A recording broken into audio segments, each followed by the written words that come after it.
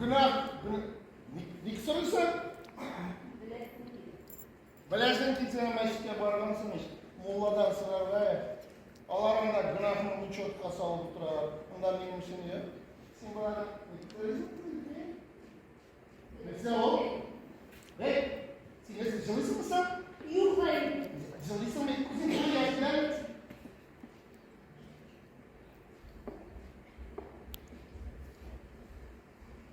Kuzun bunu yaşlar mı?